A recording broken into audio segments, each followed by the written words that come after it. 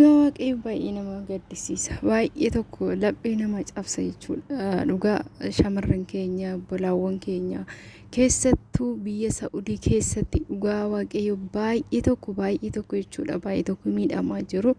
Akkuma argitan kana dhugaa baay'ee nama gaddisiisti.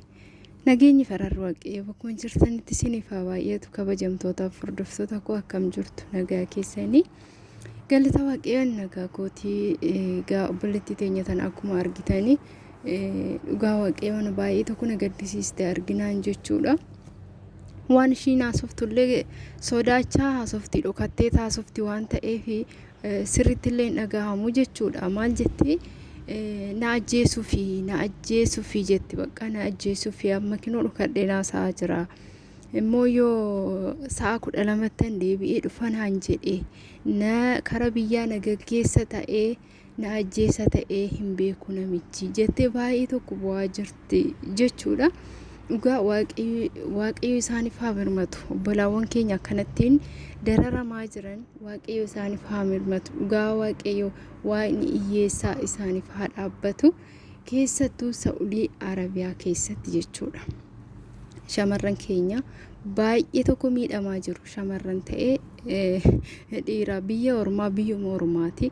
Keessattuu kan Saa'udii immoo adda jechuudha. Hundarraa adda. Dhugaa waaqayyo biyya seera hin qabne maal biyya kanaa biyya akkamii akka taate hin beeku. Dhugaa waaqayyo ijoollee baay'eedha jechuudha. Bara nammaa achi keessatti ijoollee baay'eetu si ajjeesna naan jettee maadaamin na ajjeesuufi du'uufanii ijoollee baay'ee akkasitti bu'a jechuudha. Dhugaa waaqayyo maali kun hundi?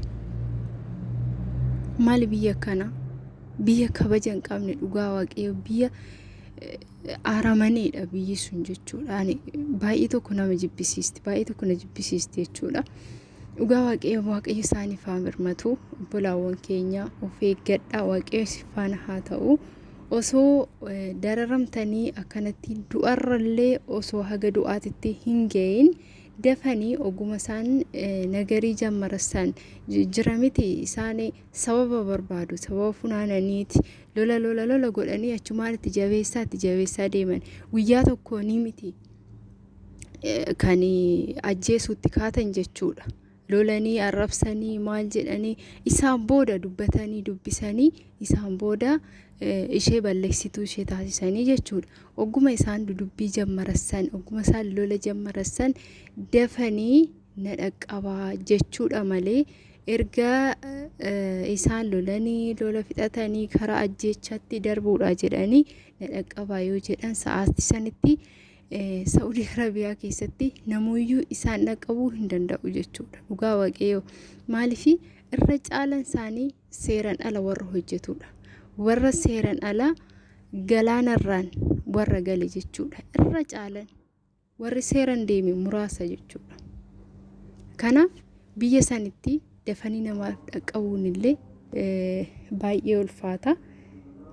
Kanaaf baay'ee ulfaata. Waaqayyo isin faana haa ta'u. Waaqayyo isin gargaaru. Dhugaa waaqayyo warreen akkanatti dararamaa jirtanii amma keessattuu ergaa obboleessi keenya tokko araba ajjeesee jechuudha. Kan dhageessaniiru samoonni kana jechuudha. Ajjeesee jechuudha. Kun qabame jedha. Kun badee biyya galee biyya ga'ee jedha. Dhugaa waaqayyo olumaaf gadi haasa'an jechuudha. Olumaaf gadi odeessanii maalifi innis jaalatee miti gubateeti ofirratti kan ajjeese. Dhugaa waaqayyo argitaniirtu yeroo darbe akkatti inni mucicha akka itti inni garafe akka itti inni rukute akka itti inni aanee argitanii jirtu jechuudha. Inni sunillee mataa bireeks abashaawiti hidhamee jira. Namichi sun qabamee jira adabamee jira jechuudha. Amma immoo lammata ammas akkasumatti kan biraa ammas akkasumatti kan gaala eegu hoolota maal jedhe isa sana ammallee akkasumatti dhaanuutti kaate ta'a maaltu arge inni dhaanuudhaas itti kaannan ofirratti maal godhe ajjeese ka. Kanaaf inni suni kun bade jedhu kun qabame jedhu dhugaa waaqayyo wanti murtaa'e tokko hin jiru jechuudha. Garuu namtichi du'eera. Ergasii baay'ee ijoollee keenya irratti jabaatanii jiru jechuudha. Dhiira ta'ee dubartii irratti baay'ee tokko jabaatanii jiru, baay'ee tokko tarkaanfii irratti fudhachaa jiru.